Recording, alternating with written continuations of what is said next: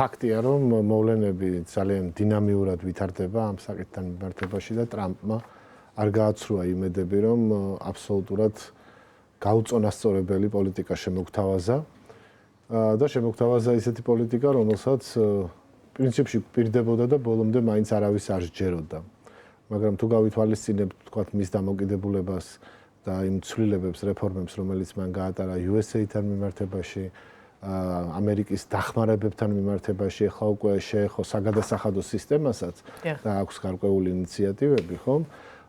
მაშინ ხვდებით, რომ აი ეს ეპატაჟური ფონი, რომელიც მან შექმნა, სწორედ აი ამის ერთ-ერთი გამოვლინება იყო ისეთ მნიშვნელოვან საკითხზე, როგორც უკრაინა, მისი, ასე ვთქვათ, ის პოზიცია, რომელიც დააფიქსირა 28 თებერვალს და ის მე ვიტყოდი, აი სრულიად დევიანტური ქმედება, რომლის მსგავსიც ალბათ დიპლომატიას არ ახსოვს, ხომ? ფაქტიურად დიპლომატიური მოლაპარაკებები და არც შედგა, არც დაწყებულა, იმიტომ რომ ეს მოკლე წინასწარი პრესკონფერენცია გადაიზარდა ფაქტიურად მოლაპარაკებებში, გადაიზარდა წნეხში, რომელსაც განიცდიდა ზელენსკი, აი მთელი, ასე ვთქვათ, ამ სატელევიზიო აუდიტორიის წინაშე და საბოლოო ჯამში დამთავრდა იმით, რომ მას მოუწია დროზე ადრე, ვთქვათ, დაეტოვებინა მოლაპარაკებები. რადგან ამაზე ვსაუბრობთ, მაგრამ აქვე კითხავთ, რა იყო თქვენი შთაბეჭდილებით კონფლიქტის გამოწვევის ძირითადი მიზეზი და რატომ მოხდა ეს ყველაფერი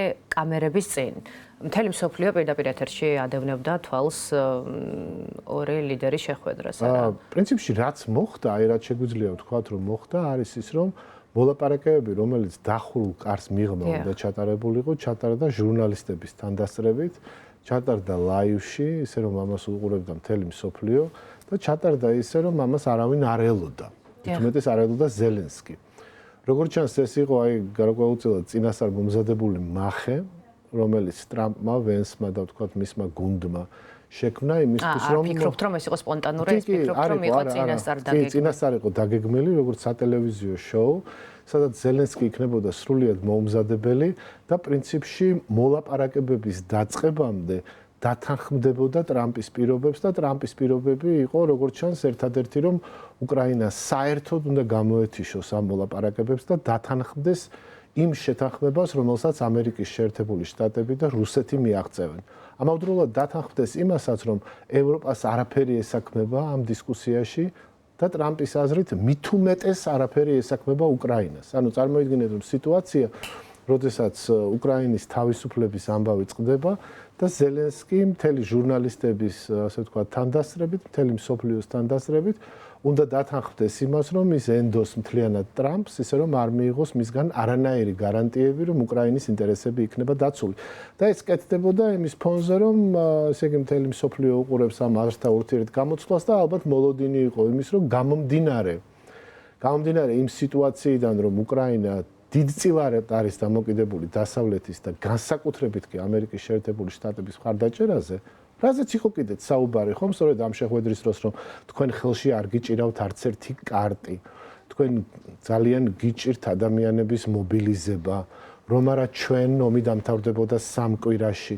ანუ ფაქტიურად ზეწოლა, რომელიც შესაძლოა ყოფილიყო კიდეც დახურულ კარს მიღმა მიმდინარე შეხვედრის, ასე ვთქვათ, ლაიტმოტივი, აღმოჩნდა ყველასთვის ადვილად დასანახი, ღიად დასანახი და აქ თითქოს ზელენსკი უნდა დათანხმებულიყო იმას, რომ კი გასაგებია, თქვენ გიჭირავთ ყველა კარტი და თქვენ უნდა გადაწყვიტოთ პუტინთან ერთად თუ როგორი იქნება უკრაინის მომავალი. რასაც ზელენსკი არ დათანხმდა და ეს იყო პრინციპში ალბათ ის მოულოდნელი რაც ძალიან გაუკვირდა, მაგრამ ნუ ჩანს, რომ ყველაფერი ამ შოუებით არ იმართება, ხო? მოიხსენებათ, რომ ტრამპი სწორედ ესე გაიცნო ამერიკულმა საზოგადოებამ იმ შოუთი, რომელსაც ის მართავდა 80-იან წლებში. მაგრამ როგორც ჩანს, აი ამ ახალმა ილეთმაც არ იმუშავა, იმიტომ რომ გახსოვთ თქვენ, რომ საკმაოდ დიდი წინააღმდეგობა იყო ტრამპის მიდგომასთან მიმართებაში, სულ რაღაც რამდენიმე კვირის წინ, როდესაც ის ცდილობდა მინიმალურზე დაეყვანა უკრაინის როლი ამ მოლაპარაკებებში, მინიმალურზე დაეყვანა ევროკავშირის როლი და ეთქვა, რომ აი დიდი ბიჭები, კონკრეტულად კი რუსეთი და ამერიკის შეერთებული შტატები მოილაპარაკებენ ერთმანეთში და დაამყარებენ აი ამ საყოველთაო მშვიდობას. მაგრამ ფაქტია, რომ ეს მთლად ისე ადვილად არ გამოდის, როგორც ეს ტრამპს სურს, ანუ არ გამოდის ის, რომ ქვეყნები, რომელთა მთავარი ინტერესია ამ კონფლიქტის მოგვარება, აბსოლუტურად ჩამოცილებული იყვნენ ამ კონფლიქტის მოლაპარაკებაში. ტრამპმა თქვა, რომ მოლაპარაკებების აღსადგენად ზელენსკიმ უნდა მოიხადოს საჯარო ბუდიში, თუმცა შეხვედრა რამდენიმე დღეა გასული, მაგრამ მსგავსი განცხადება ჯერჯერობით არ გაუკეთებია ყოველ შემთხვევაში უკრაინის პრეზიდენტს. შეიძლება თუ არა უახლოეს პერიოდში ველოდოთ მეტნაკლებად რიტორიკის შერბილებას ზელენსკის მხრიდან და ზოგადად რა არის ის თქვენი აზრით, რამაც შეიძლება მხარეები ისევ დააბრუნოს მოლაპარაკების მაგიდასთან? იცით რა, ჯერტი უცნაურია, რაზე უნდა მოიხადოს ზელენსკიმ ბოდიში არ ჩანს, ალბათ იმიტომ უნდა მოიხადოს ბოდიში, რომ უკრაინა უფრო სუსტი სახელმწიფოა ვიდრე ამერიკის შეერთებული შტატები და ეს შესაძლოა იყოს ბოდიშის საგანი. მეორეს მხრივ, აი თუნდაც ის რაზეც დაიწყო ეს 100 ურთიერთგამოცვლა, რომ აი რატომ არ გაცვია, ვთქვათ, პროტოკოლის მიხედვით, ხო, მაშინ როდესაც ჩვენ ანახი გვაქვს, რომ მართლაც ბევრი პიროვნება ყოფილა ოვალურ ოფისში ტრამპთან, რომელსაც არ აცვია პროტოკოლის მიხედვით ეს ერთი, მაგრამ მეორეც აბსოლუტურად გაურკვეველია, რატომ არ უნდა ცოდნოდა თვითონ ტრამპის პროტოკოლს, რა ეცმეოდა უკრაინის პრეზიდენტს და რატომ არ იყო, ვთქვათ, ამ საკითხთან გამოთქმული პრეტენზიები თუნდაც შეხვედრის წინ. ამიტომ მაინც ვთვლი, რომ აი ეს კონფლიქტი იყო აი წინასწარ დაგეგმილი, გამოწვეული უბრალოდ იმისთვის, რომ მაქსიმალურად შეესუსტებინა უკრაინის პოზიცია, იმიტომ რომ უკრაინის პოზიცია არის ლეგიტიმური, სამართლიანი. სამართლიანია მოთხოვნა, რომ როდესაც შენი ქვეყნის ბედი წყდება, შენ ამ მოლაპარაკებებში უნდა მონაწილეობდე. ტრამპის და პუტინისთვის, იმიტომ რომ ტრამპი რეალურად იზიარებს პუტინის მიდგომებს, ხომ გავლენის სფეროების შესახებ, თulis რომ აი თუ შენ შეგიძლია სხვისი ბედი გადაწყვიტო, რა საჭიროა რომ ამ სხვას კითხო, მიუხედავად იმისა, რომ სამართლებრივად, თქვათ, მას ეკუთვნის ამაში მონაწილეობა. აი თქვენ თუ დაუკვირდებით, მანამდეც ტრამპი რაზე აკეთებდა აქცენტს, ხომ აი როგორ ამზადებდა ამ შეხვედრას, ამბობდა რომ ზელენსკი არალეგიტიმურია, იმიტომ რომ მან არჩევნები არ ჩაატარა, რომ ის ფაქტიურად დიქტატორია. ან პუტინი ვიცით რომ დიქტატორია, მაგრამ ზელენსკის დიქტატორი ყოფილა, იმიტომ რომ აი ომის დროს არ ჩაატარა არჩევნები და აქედან გამომდინარე, თქვათ, ის არ წარმოადგენს უკრაინელი ერის ინტერესებს. რატო თქვა ეს? იმიტომ თქვა, რომ არავინ არ უთხრას, თქვათ, მსოფლიო ტრიბუნიდან, რომ რა უფლებით აწარმოებს შენ მოლაპარაკებებს რუსეთთან ომში, რომელშიც შენ ოფიციალურად არც მონაწილეობდა, რომელიც ეხება მესამე ქვეყნის თავისუფლებას, მესამე ქვეყნის ტერიტორიულ მთლიანობას. ისე რომ ამ ქვეყანას არ ეკითხები და ამბობს, რომ აი იმიტომ არ ვეკითხები, რომ ზელენსკის თურმე მანდატი არ აქვს უკრაინელი ხალხის. ამიტომ ეს არ იყო სპონტანური რამ, ეს იყო მცდელობა მაქსიმალურად ნიველირების უკრაინის როლის აი ამ მოლაპარაკების დროს, რომ ხელი არ შეეშალოს გარიგებას რუსეთსა და ამერიკის შეერთებულ შტატებს შორის. ერთადერთი პრობლემა, რომელიც შეიძლება აქ კონდეს ადამიანს, რომელიც თქვათ, მსოფლიო პოლიტიკას თვალს ადევნებს და თუნდაც ამერიკის ინტერესები აღელვებს, არის ის, რომ რაში შეიძლება ამერიკის შეერთებულ შტატებს აწყობდეს უკრაინის დასუსტებული პოზიცია თავის სტრატეგიულ მოწინააღმდეგესთან რუსეთთან მოლაპარაკების დროს. იმიტომ რომ პირიქით ახლა ანა ბანა საერთაშორისო მოლაპარაკების ზუსტად ის არის, რომ მე მინდა შენთან ხელშეკრულების გაფორმება, ეუბნები შენს პოტენციურ, ასე ვთქვათ, მოწინააღმდეგეს, რომელთანაც გინდა რომ უკეთესი პირობები მიიღო, მაგრამ ხომ ხედავ რომ მე მყავს მოკავშირე, რომლის ბედით წყდება, რომლის ჩივილები და პრეტენზიები შენს მიმართ არის ლეგიტიმური, სამართლიანი და ამიტომ იძულებული ვარ გავითვალისწინო მისი ინტერესები.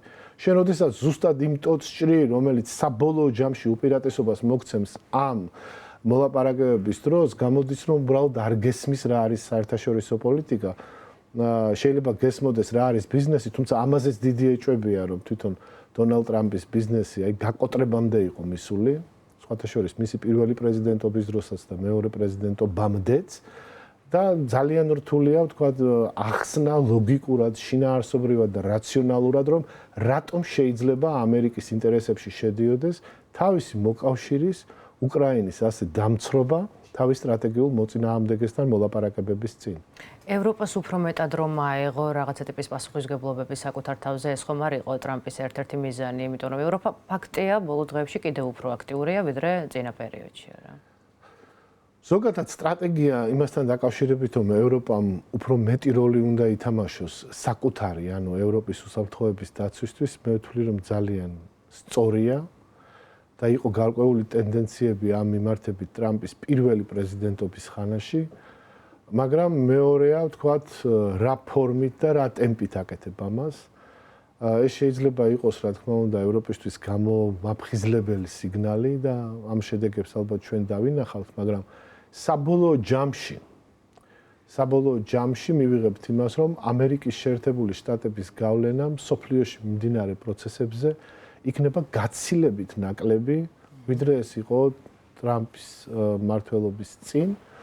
ერთი რაც შეგვიძლია ვთქვათ, არის ის, რომ ეს მმართველობა მაქსიმუმ კიდევ 3 წელიწადს გასტანს და ამერიკას გაცილებით დიდი გამოწვევებისთვის გაუძლია, ვიდრე ვთქვათ, ეს იქნება რომელიმე სრულიად გაუთვითცნობიერებელი პრეზიდენტის მმართველობა, მაგრამ ფაქტია, რომ ამან შეიძლება მნიშვნელოვნად შეუწყოს ხელი ევროპაში, თუნდაც დამოუკიდებელი განვითარების, მათ შორის უსაფრთხოების შექმნის ტენდენციებს, რაც საბოლოო ჯამში შეამცირებს ამერიკის შეერთებული შტატების გავლენას. რამდენად მშვიდობიანი იქნება ასეთი მსოფლიო, რომელიც კიდევ უფრო დანაწევრებული იქნება, ვიდრე აქამდე, ალბათ უფრო შემდგომი დისკუსიის საგანია. და ბოლოს ეს პროცესები ცხადია ისახება ჩვენ შიდა პოლიტიკურ რეალობაზეც, ხო, ჩვენ მათ შორის მოვისმინეთ ქართული ოცნების წარმომადგენლების განცხადებები, რომლებიც სრულად იზიარებენ ფაქტობრივად დონალდ ტრამპის ხედვებს. როგორ აისახება გლობალურად მიმდინარე ეს პოლიტიკური პროცესები ჩვენს ქვეყანაზე? ჩვენი ქვეყნის ახლანდელი ლიდერები იზიარებენ ნებისმიერ შეხედულებას, სადაც დამცრობილია დემოკრატიული იდეალები, სამართლიანობა და სადაც აქცენტი არის გაკეთებული უხეშ ძალაზე. ისინი თაყვანს სცემენ უხეშ ძალას და ნებისმიერი რამის გამართლება შეუძლიათ, ვთქვათ, წესრიგის, მორჩილების და მშვიდობიანობაზე აპელირებით. აქედან გამომდინარე, მათთვის ყველაზე მეტად სასიხარულოა, ვთქვათ, ის შემოbrunება, რომ ამერიკის შეერთებული შტატები ტრამპის ადმინისტრაციის დროს ნაკლებად იყენებს, ვთქვათ, იმენას, რომელიც საუბრობს ადამიანის თავისუფლებაზე, რომელიც საუბრობს დემოკრატიაზე. მაგრამ აინტერესებთ, ვთქვათ, იმ ქვეყნების სრული მორჩილება, რომელიც მათი მოკავშირე შეიძლება იყოს. ქართული ოცნების ლიდერებს პირად საუბრებში არაერთხელ უთქვამთ, რომ მათთვის იდეალური იქნებოდა ისეთი სიტუაცია, როდესაც საქართველო აღქმულია, ვთქვათ, როგორც საუდის არაბეთი. საუდის არაბეთი, სადაც ადამიანის უფლებები საერთოდ არ არის დაცული, მაგრამ აქვს ამერიკასთან ძალიან მეგობრული ურთიერთობა. ანუ მათი ემირი, მმართველი ძალიან მეგობრულ დამოკიდებულებაშია ამერიკასთან და არავის არ აინტერესებს, ვთქვათ, ქალის უფლებები არის თუ არა დაცული. არავის არ აინტერესებს, რომელიმე ეროვნული უმცირესობის უფლებაა დაცული თუ რელიგიის შეცვლისთვის ვიღაცას თავს მოაჭრიან, ხო? სამაგიეროდ დაცული იქნება ის, რომ არავინ არ ჩაერევა იმაში, რომ ოცნების მმართველობა გაგრძელდეს 100 წელიწადს. ეს არის დღეს ამოსავალი წერტილი, რაც ქართულ ოცნებას აინტერესებს და აქედან გამომდინარე, ნებისმიერ ასეთ ტენდენციას განსაკუთრებით კი დემოკრატიის ლიდერი ქვეყნისგან მიესალმება და მათ გულს ეს სალბუნად ედება, ამიტომ არ არის ეს გასაგებია.